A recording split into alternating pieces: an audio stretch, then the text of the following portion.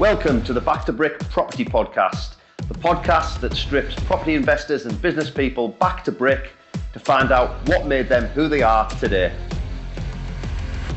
Welcome to the Back to Brick Property Podcast. I'm your host, David Lamb. Today, we are blessed with the presence of Ryan Luke, one of the biggest names in serviced accommodation in the Northeast. Ryan and I have been friends for many, many years, probably over 20 years now. And he's a great guy, and he's going to provide a lot of good knowledge and tips from his journey to assist you on your journey. So welcome, Ryan Luke. Thanks for having me, buddy, as always. Good to see you and speak to you, mate, as always. Absolute pleasure.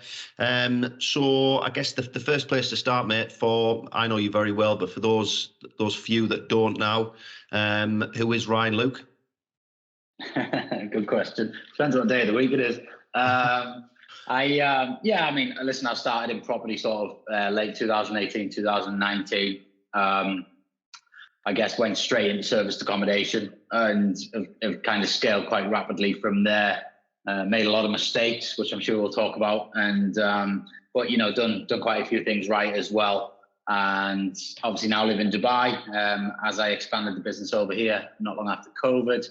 And just got two great kids, and I live out here, and life's good, can't complain, and just continuing to do more of what works really. So from Peterlee originally, but I don't really tell too many people that. And lived in obviously Newcastle a lot of my life, so very much northeast through and through, Newcastle fan. So yeah, that's me really, just quite down to earth. It's not a bad place to be, Peterlee. A lot of my family are actually from Peterlee, so I've got a few properties in Peterlee as well. It's not a bad rental area actually. So obviously Northeast boy, same as myself. Where does that sort of business acumen stem from? Is it in the family? Where does it come from? Yeah, I mean, my dad he actually works for me now. He's sat just through there and see him. Right. So he came to Dubai last year, and he's kind of never left. But he's very much been a top salesman in his careers, and broke off and had his own businesses. Again, had the ups and downs of entrepreneurship. I think my personal journey probably comes twofold, and I have mentioned this on many podcasts, but obviously I was a sort of national level swimmer, and I swam from the age of 7. So I think the discipline of swimming up and down lengths from the age of 7, sort of 2-3 hours a day, which is as most people would admit, fairly boring, but to get the trophy at the weekend, that's what you had to do. And I think that definitely created my ability to be disciplined with boring tasks. And I think as an entrepreneur, you've got to be able to do that on a regular basis to, I think people see, your success and they see all the nice parts of it, but what they don't see is getting up at 4:30 a.m. and doing all the boring bits for 2 hours before everyone wakes up and things like that. So I think there's, I've always had a thirst for wanting a nice life, and I think that even as a young kid, I was always trying to hustle somewhere or another, selling clothes out the back of my car, or trying to do car washes for people on the street and stuff like that, selling apples and all that sort of stuff. So I've always been into making money and trying to grow things even from an early age, and had multiple businesses that some were okay and some failed in my early 20s, and then obviously came over here on a commission only role in 2010, which was kind of probably my first big leap into being an entrepreneur. Whilst I was working for a company, it was commission only, so you really had to grind your own business out. So I think the success of the property business is not just an overnight, I started in 2019, 4 years later I've got X. It's very much been a build from quite an early age, I think. Yeah, I mean, it's interesting that you touch on discipline there, because that's something that has massively increased in my life this year. I mean, I'd quit alcohol, actually inspired by you, started getting up at 5 a.m., read the books, etc. on getting up at 5 a.m. It makes a huge difference to your life. So it's interesting that you had that instilled in you from an early stage because of the swimming. I think that's a great analogy, actually, because sometimes in business you feel like you're just swimming up and down, swimming lengths up and down and getting nowhere, don't you? So that's great. So it sounds like the entrepreneurial sort of gene was in you naturally. Did you feel that moving to Dubai and that commission-only base, it obviously gave you the experience, you're out there on your own, but did it also, is that where the sort of the financial backing came from to springboard you to do the property stuff? No, not at all. I blew the lot. All right. So, I was only, early 2024 or something at the time, and maybe 25. But yeah, I was earning great money once I got my business going here, because I was doing wealth management. But I was down Barasti every weekend, and I was in the Simi Beach every weekend, and I did save enough to buy a house when I came back. But as I kind of preach against now, like, again, not the right thing to do. Maybe it was, maybe it wasn't. But, knowing what I know now, I wouldn't have done that. I'd have bought investment properties and I'd have rented my own place. But, I came back, dumped a load of money into the house, and then ultimately, that equity built in that house, then my previous house that I've just sold over the years. But I started with £3,000. That's all I had in my bank account when I started the property journey. Well, you could buy a house in Peterlee for that anyway, so that's fine. 10% deposit. Exactly, yeah. So why property then? You've you had the aspirations to do well, obviously, but why property? So I was getting sick of the 9 to 5 grind, or as it was 7 till 9 p.m. grind.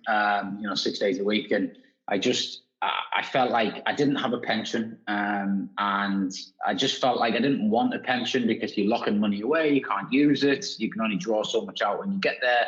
If you die, you don't even get the benefit now. There's your kids, all that sort of stuff. So I just started looking into what works for millionaires and billionaires, and property just kept ticking that box. It was just, whoever you looked into, it was like real estate mogul or property investor, whatever. And so I just thought there's got to be something in that, and then just sort of dove into it a bit online, started figuring out that there are these creative strategies, and, how you can get going without money. And that was it really. When I went on a few sort of seminars and just got a bit more educated on it, really, then started taking some action. Yeah. So I think your first delve into property was just your standard buy-to-let stuff, wasn't it? Very briefly, is that correct? My first ever property was actually a lease option, which probably surprises people, because it's probably one of the most difficult strategies to pull off. But I would say it wasn't because of my skill. It was pure luck, and I full on just winged the whole thing.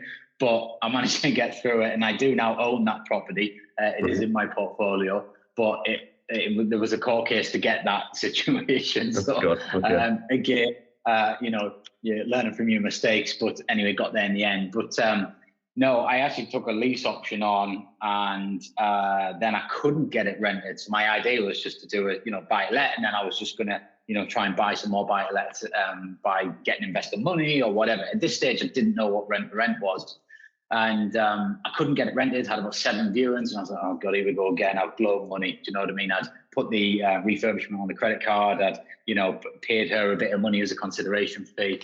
And I was like all out again. So I was speaking to a friend of mine who was just telling me, I've got a property on the quayside, and I rent it for a couple of £100 a night on this Airbnb thing. And light bulb just went off, and I went straight to IKEA after that conversation, bought £1,500 worth of furniture, spent the next 12 hours setting it up, and that was me hooked on short-term rentals, really. Right, okay. So the sort of rent to SA model is something that you were very big into. I know you purchase a lot of property these days, but sort of rent to SA was the main sort of focus for you in those days? Well, I mean, I still focus on it now. I think you can blend the two quite nicely, because obviously rent to rent is a much quicker process, and it's a lot less, cost to get into them. Whereas asset purchasing, it's even longer now because of, conveyancing and what have you, delays. Yeah. And obviously you need a lot more money to do it. So I blended the two together, but I definitely, I went into rent to rent, and then I saw the benefit of our selling, £500, £600, £700 a month net profit per unit. I then loaded up another credit card to set another 7 properties up. But again, I wasn't fearful of debt at that point. I was starting to get used to, actually, if I can just use that money to get me that, then I can pay that back, because I was getting the £600, £700, £800 a month net profit out of it. So 100 quid on the credit card for each property wasn't a big deal. So, and then I just, obviously, that just took off, and I was like, I just need more and more of this. And I think I set up 21 properties in the first 7 months. And then I still to this day don't know how I did it, to be honest. I was pretty much doing it myself. And I was just possessed with it because I could see the money coming in, and then the cash then started to build. And as a one-man operation at that point, obviously the net cash was there because there was no cost to the business. So I then started buying assets, and then you'd see that the profit on those was like 3 times the amount that I was making on 2 to 3 times on the rent. So again, that was adding into the cash point. And then that's probably when I started getting serious about business and actually turning it into a company and you know, like with departments and things like that, and getting some help. Yeah. Okay. So UK wise anyway, your sort of service accommodation portfolio is mainly centred on Newcastle and the surrounding areas, Gateshead, Durham, etc. What makes the North East and Newcastle in particular so good from an SA point of view? I think it's a good question, because I don't think Newcastle in the format a lot of people are doing service accommodation is good, and I don't think many cities are. I think there's a lot of saturation now for your lower end of the market and your sort of low profit margin properties, which is kind of your smaller units. I think I've just really niched down into a certain type of avatar that needs accommodation in our area, or any area really, for the majority of the UK country. And then I've made it work with getting the right stock, setting it up correctly, and naturally that has attracted the right phone calls and the right bookings. Obviously, on top of that, as the business developed, we get massively improved our direct booking game versus the norm, because it started treating it like a business. But I think all cities, I think, have the ability to execute the strategy that I do. But the investment to do it is a lot greater than, say, your studios, your 1 beds, your 2 beds, which the majority of the market's chasing after. I personally don't like Airbnb. I don't like Airbnb guests. I don't like weekend guests. It just doesn't suit my model in the UK. Where I'm sat right now in Dubai, total different mindset, total different business model, total different game, right? We've got tourists and expats here, so you've got to play to that market. But for me, the UK, where you make the money, is large houses for contractors. In the majority of the locations that I want to operate in. Yeah, that's interesting actually, because I mean, most of my portfolio, 90% of it is buy to let, standard buy to let. I've got about 10% in service accommodation, and my mindset when I started out was, you're a replacement for hotel rooms. So essentially 1 and 2 bedroom apartments or houses are ideal. That's the purpose that you're serving. It's interesting from speaking to you over the last few months that your focus is very much on the larger properties, the 4 or 5 beds. Obviously, as you've just explained, that's area specific. So in Dubai, where you're based now, is it? So it's still very much the case. The smaller units still work over there from an SA point of view. Again, not everywhere, and I think you've got probably even more saturation here. I think there's something like 25,000 units now in Dubai, and as you can drive one and the other in Dubai in half an hour. So it is a major city, and there is a lot of tourism and stuff here. But the smaller stuff does work here in the right locations: Palm, Marina, downtown, Business Bay, that sort of stuff. Your hot areas, but you're getting high average daily rates. So there is that profit margin there. Whereas, say, in Newcastle city centre, for example, you're not going to get, unless you've got a sort of quirky model, a 2-bed apartment's not going to be fetching much more than probably 150 quid on a weekend, so you're not getting 400 or 500 quid a night, where you can sometimes here on certain places in certain times of the year. So I just think you've really got to understand the model that works for you, but also understand the market. And it's a bit, using the swimming analogy, but I'm swimming against the tide of what everyone's coaching, what everyone's beating on about. But I've seen what happens, because I used to have that type of portfolio, and because I'm very analytical with data and financials, I can spot trends early, and I felt like I spotted this trend and then just doubled down on it. And I think that has definitely saved us over the last 12 months, when heating bills have gone up, interest rates have gone up, blah, blah, blah, which will just wipe out those low margin properties. And that's what you're seeing with the stock at the minute. Like, if you look on DNA, the swings of the stock coming on and off are huge over the last 12 months because people went through the winter, bailed out of a load of stocks, they couldn't make it work. Summer came round, they've gone back in, and now they're starting to bail out again, which isn't a sustainable long-term business. Whereas my portfolio, certainly the owned and rented, has just been very consistent. You know, got a 75% nearly direct booking game this year. You know, and we're actually fully booked through this winter as well. So, you know, that's fantastic, really. We're getting almost 12 months this year operating. Yeah, that's amazing. Absolutely amazing. So is most of your business now direct bookings then, would you say, or are you still reliant on the portals to a certain extent?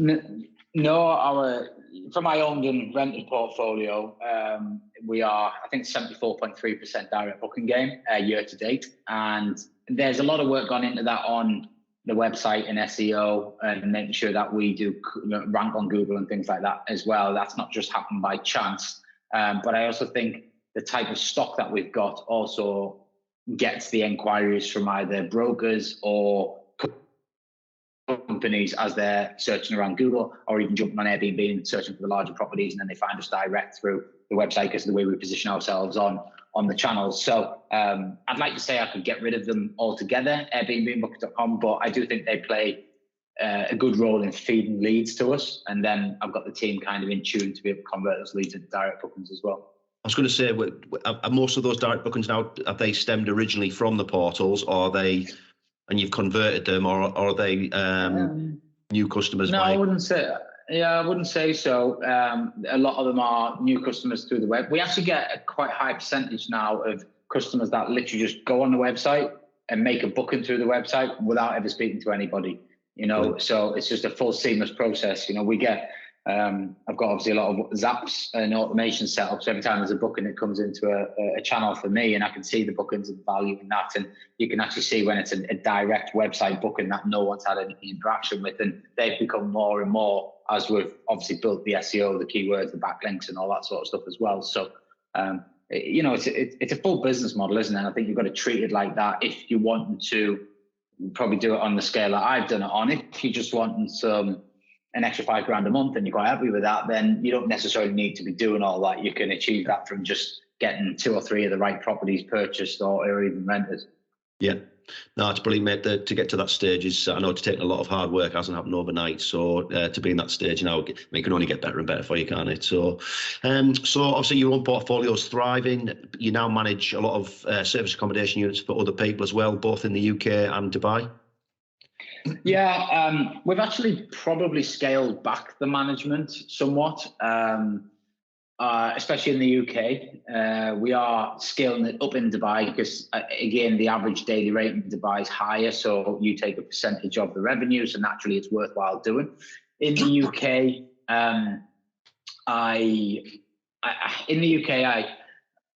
there's certain properties that I used to take on just for thinking, oh, there's an extra 200 quid a month, there's an extra 150 quid a month, you know. But the amount of hassle we used to get from them, because they basically, I put a brand standard in place about 2.5 years ago. And I was like, if it does not meet that brand standard, we don't take it on. They can either upgrade it and get it there, and we will, or just let someone else deal with the hassle. Because I then had the experience at that point to understand what comes with, you know, a substandard property, the complaints, the guests, the reconciliation, the screamers, the bad press online, negative reviews, all that sort of stuff. And it's not worth the 150 quid or 250 or 350 quid a month, whatever it is, you know. So, and then in the UK, especially in the Northeast, obviously the average daily rates are a bit less. So again, I felt like I was earning money, but I was just literally paying it all out in wages. You know, I had like 50 odd agents at one point in my office in Dubai just dealing with the portfolio. And I just felt like my phone never stopped. It was hassle. So I've kind of refined what we will take on now. And we probably say no to a lot, like a hell of a lot more stuff than we do say yes to. I'm not saying that I won't ever, I think I did have aspirations of building a big management company, but not only are you dealing with guests, you've also got the owners to then deal with as well. And whilst the majority of them are quite all right, you do obviously have a 20% or so who want to know everything about everything, and even just those questions take up more time. So I need more staff to actually deal with them. And it becomes a point where you go, is this financially worth it? Yes or no? And I think The answer is still yes, but then it also comes into and having gone through sort of the last 12 months with some personal issues, getting divorced and blah blah blah.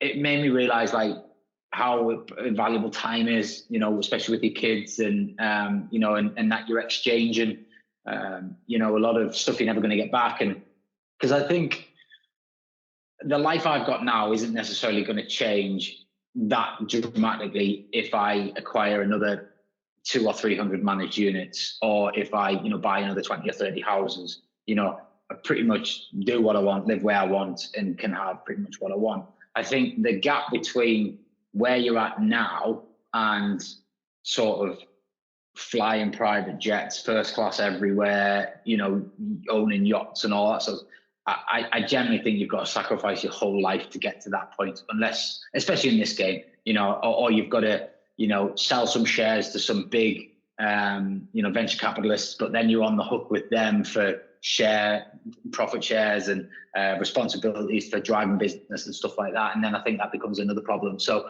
I'm very much now in a mindset of having a really nice portfolio that doesn't take too much hassle to run and just brings in that consistent income, which is getting bigger and bigger each month. Obviously, you do want to grow, but not like giving up your life to make that happen, and I think that's what you would have to do if you wanted to build a massive management company.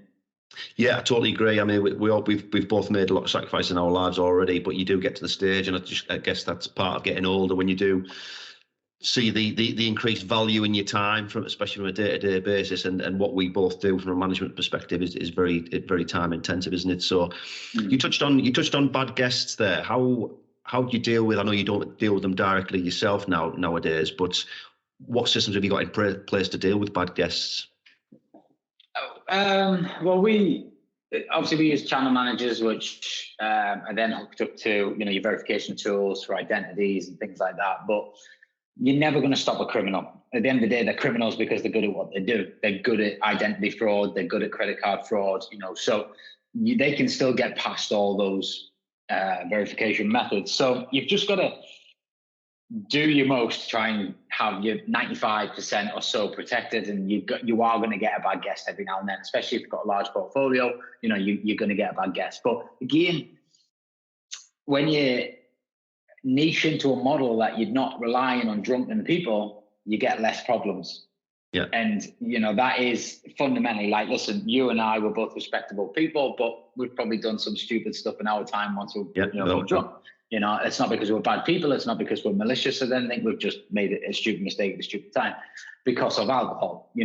The problem is when you're hosting weekenders as your main model, you're opening yourself up to trouble all the time. Like every weekend you open those doors. I know when I was in that game sort of 2 years ago, and I'm not saying we don't play in that game now, because yes, we do still, just on a very much smaller level. But every Friday night was like mass check-ins, and you were literally just crossing your fingers and wondering when the next phone call was coming to say the police have been round, or there's a party at a house, or the cleaners. Sunday morning cleaning was horrendous. You were just waiting for the pictures, of a trash property. So you've got to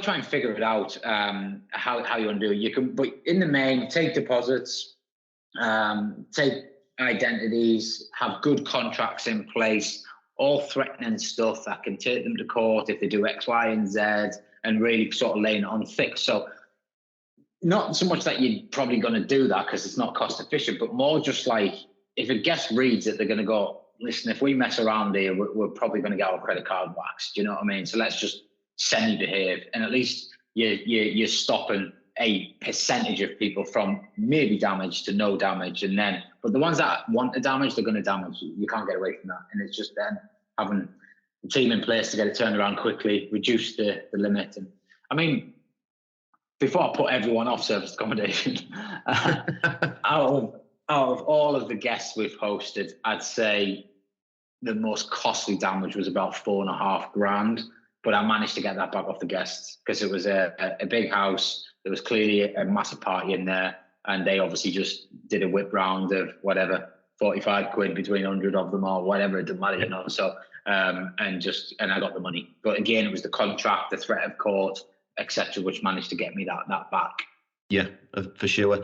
And I guess that the more units you've got, the easier it is to sort of absorb a random bad guest. It's the same with my buy-to-let portfolio.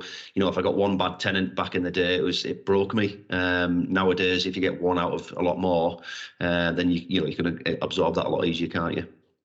Yeah, for sure. And I think you also, I mean, don't get me wrong, you have like air cover policy with Airbnb. That's typically where the bad guests do come from. Booking.com are not very helpful, so you've got to make sure you have your credit card details for them. But then again, you can have credit card details. You can pre-authorize them for 150 or 250 quid or whatever it is. But if the damage is $4,000, the card will just decline, you know, because they've not got that money in their account. So you have to then go to other measures. But touch wood, even when I was operating that sort of very heavy weekender kind of making money gig that most people do on the smaller stock these days, we didn't have too much hassle. But as I said, I much prefer the model I've got now, and that's why I'll continue to sort of buy for that type of model and push that way, really. Yeah. Okay. So, out of all the deals you've done over the years, is there one that's been the best deal that sticks out in your mind that you think that's the best deal I've done, be it a rent to SA or a purchase to SA, or any type of property deal?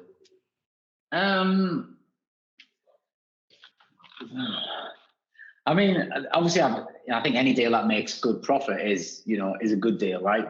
But I have bought some houses in the last sort of 2 years that are kicking on like between 45 and 55k revenue a year, you know, from a 4-bed house in like, Walker or, Gateshead or whatever, which you would just never expect. I mean, those houses would get probably 12k as an AST, so there are a couple of them which I would say are good purchases on the front of revenue coming in. I've obviously got, fairly few good examples of, cashback deals that I've done on the BRR type of situation. Obviously, they don't happen all the time, but, when they do happen, they are quite nice. And even the one I went to court for ended up as quite a good deal because she basically lost, so she had to give me the property for next to now. So, obviously I have my legal bills to pay to get to that point. But even when you add all that in, I've still, done quite well out of that deal over the lifetime of the property I've had. So I think a lot of people, you need to focus on kind of lifetime value and high margin profit. A lot of these properties, we're not having to refurb them that much. We're topping paints up probably every 3 years. We're maybe changing a couch out, things like that. So, over probably like a 6 or 7 year cycle, you've still got pretty much what you invested in initially, but you've had a hell of a lot of income from them. And you just keep maintaining them as you're going along. So you don't feel that big maintenance pinch. As you know, and I know, you get a bad tenant that trashes your property, you're $8,000 in the hole, and then you've got to just get it ready to rent again. So I do like that side of the business. And I think obviously I haven't been in the business for that long, so I don't know, but I'd like to think the wear and tear over a 10, 15, 20 year period would be less than if I had AST tenants in. And obviously I'm getting the benefit of the high profit margins. Yeah, I mean, that's incredible income, the deal you just touched on there. So that's obviously very much long-term contractors that stay for many months. Yeah, so it's kind of, again, a larger house. That one's a 5-bed house, so we'll get, and it's not just one contractor. That's just, we had some contractors in the beginning of the year. We've then had, a batch in for about 5-6 months. And then we've got another batch in now till the end of Jan. But they're, paying anywhere from like, I don't know, £32 to £37 a night per room. So on a 5-bed house, do the maths, and you're full 30 days of the month. So, it starts to really sort of knock up some decent money. And then every now and then you're also on the larger properties, I do feel like you get at least one booking per year off an OTA, which is like $7 or $8,000, because someone just goes, I need that for 30 days and I'm just going to book via that. There might be, I don't know, coming over from Sweden on a 1-month work trip, and work have said, that's your accommodation, just go and find somewhere. Do you know what I mean? So they just go least hassle, Airbnb, done. So you do find, you get 1 or 2 of them a year per property. Yeah, I mean, I find that even with my little units in Teesside, in Stockton. I mean, I've had people over from Peru, Norway, I'm from Peru. I'm visiting my auntie I haven't seen for 5 years. the income with service accommodation, it's incredible. The types of visitors you get into an area you would never expect. It does service accommodation does literally work anywhere, or can work anywhere. Yeah, I think if you own the properties, it definitely can. I think you've got to be a bit more careful nowadays on the rent-to-rent side of things. I do think a lot of people are leveraging themselves quite high with these rents on properties that just aren't gonna work. Or even worse is they're renting these high, low margin properties, then they can't be bothered to do it, so they pass it off to a management company, and they wonder why there's no profit at the end of the month for them. It's like, well, you're trying to do it the lazy way. 9 times out of 10, the deal's been sourced by someone as well, so they haven't even done that side of it either, and they're expecting someone else to just make them millions.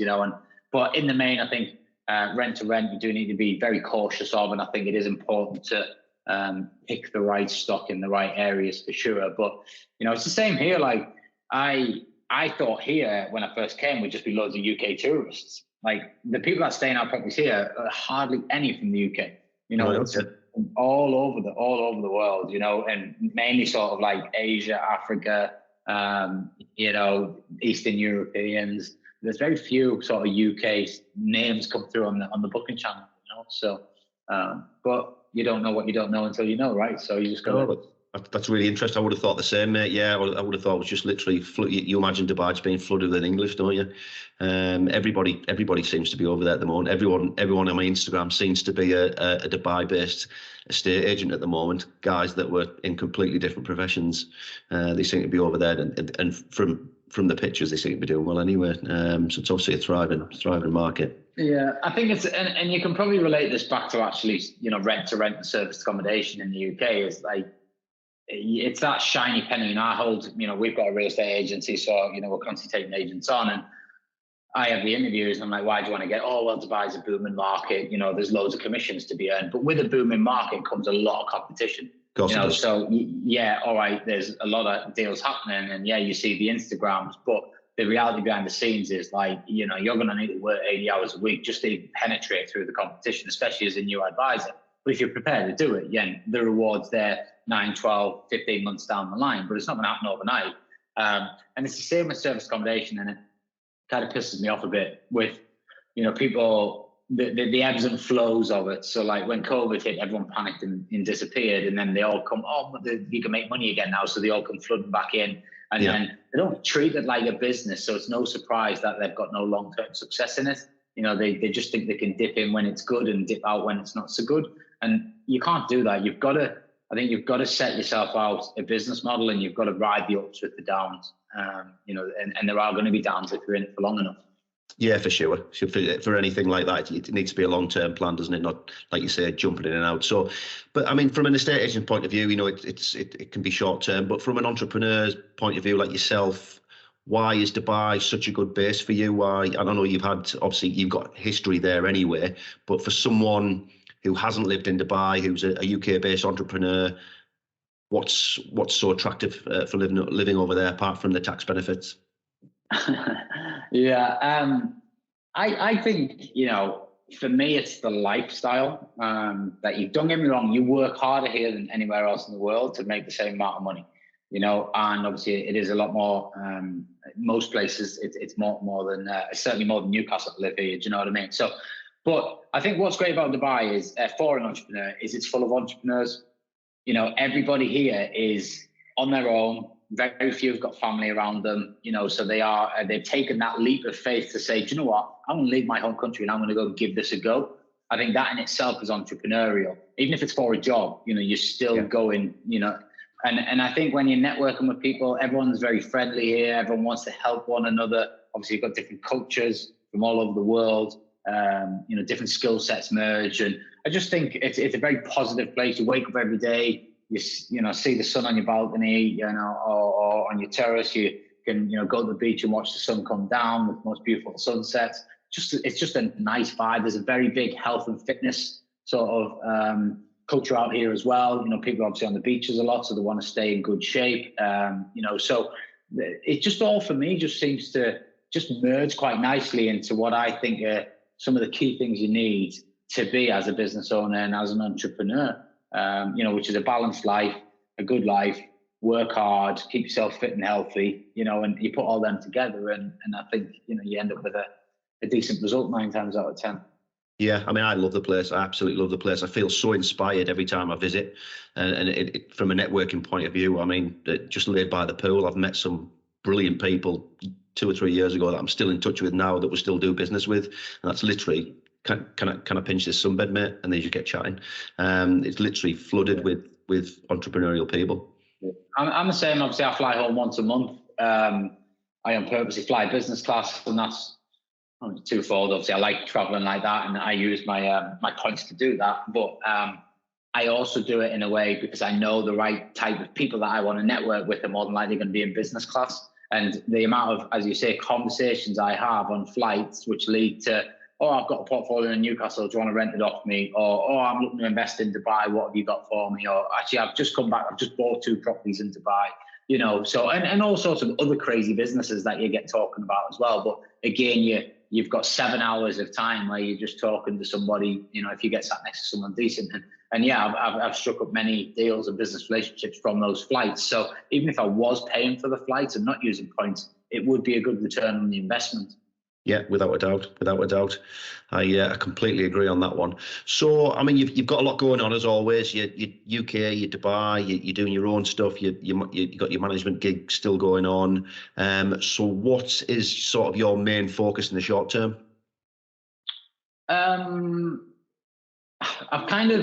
My main focus in the short term is probably leveraging me more out of the business and allowing more, I guess, responsibility and control for, you know, other team players, and sort of bringing them up through the management ranks. So I've kind of got that set up here where, you know, I've got Josh managing the team out there and, you know, driving the sales and then I just have to have one meeting with him rather than have a meeting with everybody, you know, and it puts the onus, if I'm not in the office or I'm back in the UK, it's still getting driven on a daily basis. I've got the ops side kind of covered in exactly the same way as well.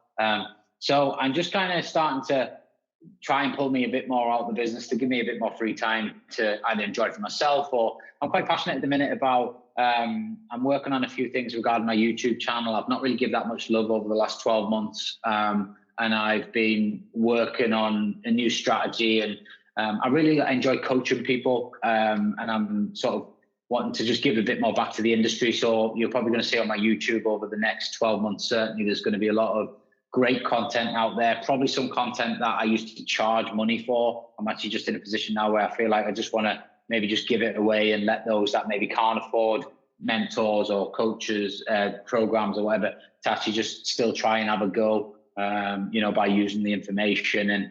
And so I probably want to free my time a bit more to be focused on that. And yeah, and just travel a bit more. You know, I do want to travel a bit more. You know, living this side of the world, you've got access to, you know, as you know, like Australia is a bit more, you know, convenient. You've got Bali, you've got Thailand, you know, and places that you don't really go when you're in the UK because they're just so far away. So, you know, I'd like to be able to know that when I do travel, I'm not panicking about the business or worrying about what's gone on, or am we going to have a bad month because I'm going to take a couple of months off. So, so that's kind of it, and just keep building, you know, just keep building that business, letting it, ideally in a way, I'd like to see it start building itself without that much sort of effort from me on a daily basis. And I think once I get to that point, then it is just plug more people in and it should just continue. And I don't think I'm far away from that now. You know, we do build on a daily basis, even if I'm not here. So, so yeah, and just, I want to buy about another 30. If I could buy another 30 to 50 houses in Newcastle, I really wouldn't need much more. And then I think I've also set up everything I need for my kids as well, you know, for forever. So I think once I've got to that point, I'm pretty sure I'll get to that point and then go, oh, I just want, like, you know what it's like. But that's kind of like my 3-year plan now, is kind of just get all that put in play and try and acquire that amount of units. Yeah. Brilliant. Well, great goals as always. And I know you are very big on your goals. You seem to be, from the conversation we've had over the last few months, you do seem to be hiring often and hiring well as well. I have to say, you do seem to be creating a little bit more freedom for yourself from an outsider looking in. So obviously, if that continues, you'll be where you need to be. Yeah, I mean, I did try 2 years ago, and again, I think hiring well is probably the right word. Like, I didn't hire well. I thought I did, but then, as and when you're out, the results didn't happen. Then when you get rid of those people, obviously people, they weren't turning up when you weren't here. They weren't, this, that, and the other, or they just weren't good personalities for the business. So I definitely learned from that round of trying to do it. It sort of it was beginning of 2020, where we're now 2021, I think it was. I thought I'm going to try and leverage myself out of the business here. Tried that, didn't work. So I ended up back in the business quite a lot over the last sort of 12 months or so, and picking up some of the shite that they created. But then again, learn from mistakes, and can put the right people in the right places, and probably not release as much control this time. Yeah, it's interesting, isn't it? Especially in the early days when I first started my management business, I always thought I just need more people. So you'd hire more people, and then you'd soon realise that those people that you've hired, sometimes that if you employ the wrong one, they need more of your time. Rather than creating the extra time that you crave. So yeah, it's all about hiring well for sure, isn't it?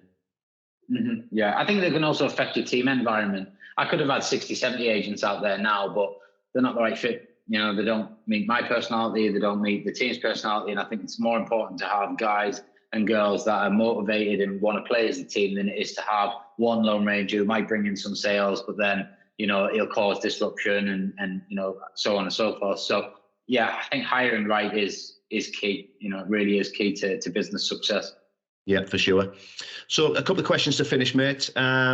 If from an investment point of view, if you had one tip for a brand new property investor just starting out, what would that be? Go for it, and what's the worst that can happen? I think if I was to drill down a bit more, obviously rent to rent versus purchase is a bit different depending on budgets. There's many things you can do, but just go for it. Build relationships. Don't look back. What is the worst that can happen? So many people are so fearful of taking a chance that they'll never achieve anything. And if all they need to do, like we have, is just that one step, that one property. Never in a million years did I think I'd have hundreds. When I first started out, I remember the nervousness of just getting that one, and so, yeah, you just got to take that first step, I think, and just do it, and don't overanalyze stuff. Yeah, you've got to have good analysis, but, some people can overanalyze and talk themselves out of deals that were actually deals, so just go for it and be sensible with your choices, and get educated. I know I say it, and I think when I do say it, it probably doesn't come across because obviously I mentor and I coach and I've got this, and everyone thinks, he's just trying to sell he's whatever. I'm genuinely not. Like, I've probably spent over 300 grand on mentorships in the last 7 years, and you kind of say, okay, well, that's where I am because of that. Definitely 100%. Could not stress it anymore. Even your Russell Brunson from ClickFunnels, he gets mentored by Tony Robbins, pays him 2 million quid a year. Why? Because he gets that next level up. So you do need to educate yourself. Yeah, 100%. There's plenty of free education out there as well, isn't there? There's a lot of good quality podcasts like your own, books. Most of my education came from books, but yeah, I have had some mentorship on an unpaid basis that I'm very grateful for. So yeah, I think the mentors probably give me the most benefit over the short space of time. Yeah, I think. Listen, you can everything that any mentor teaches, you can find on YouTube. But it's the time and effort of finding that on YouTube. A mentor will do nothing but cut the time frame down that you get the results, and just keep you on the straight and narrow, and probably in our game save you from making costly mistakes. The amount of, in my one-to-one clients, like, I found a deal, can you double check the numbers? And I look at that and go, that is not a deal, stay away from it. Had I not been in the frame, they probably would have went for that deal and lost money. So it saves you time and it saves you money.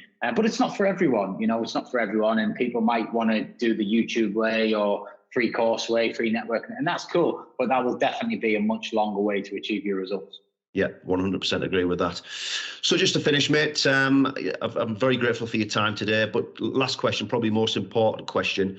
Who is your team's doing fairly well at the moment in Europe, struggling a little bit in the league? Who's going to finish higher, Newcastle or my beloved Spurs?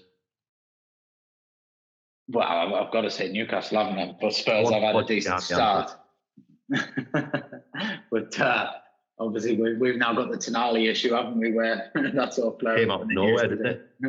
So, but yeah, no. Listen, I think it's just nice for us to be playing some good football again. And I think if you look at it from that point of view, if we're finish top 6 this year, have a decent run in Champions League, and maybe have a decent run in one of the cups, I think we'd be quite happy and clock that off as another good season and just keep buying well.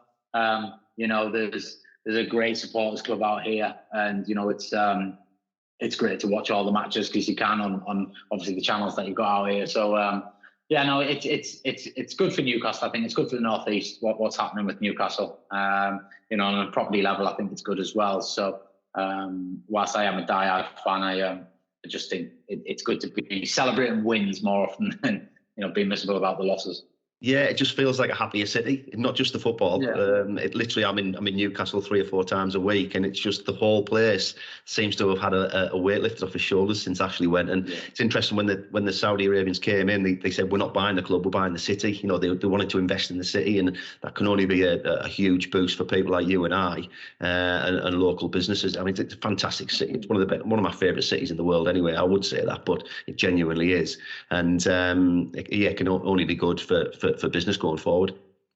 Yeah, 100%. And it's funny because when you bump into people here and they're like, where you're from, you're like Newcastle, like anyone that's been like, oh, I love that place, you never hear them go, oh, I don't like that, it's crap, So I think the Saudis, as they're proven with your live golfs and your football leagues and stuff, like they're not here to just mess around. They're here to be very serious players on a world level, and I think they've bought Newcastle on that front. So it's probably a big statement, this, but I do genuinely think in the next 5 years, I think Newcastle will be competing on every single stage because they are serious about making that happen. And I think one thing you've seen from the Middle East, especially places like Dubai, like what's happening in Saudi at the minute, when they set their minds on something, they go after it, and like nothing kind of gets in the way, And I think, fortunately for a Newcastle fan, we have someone like that now at the helm. Yeah, no, it's great. It's great to see. And yeah, like I say, it can only be good for the city going forward. But listen, Ryan, it's been a brilliant to chat to you, as always. Very, very inspiring for people listening in on this. They can't help but be inspired by your journey, and can't help but show them exactly what's achievable, no matter where you're starting from. So thank you very much for your time, buddy. Great to see you, speak to you as always. Hopefully next time I see you, we'll be in the sun. We'll be drinking beers in Dubai. I'll try and make that happen. No, yeah, definitely, mate. Definitely, as always. Good talk, and we definitely need to catch up as well. Yeah, 100%. Okay, buddy. Great to see you. Take care, matey. Thanks, Ryan. Bye bye.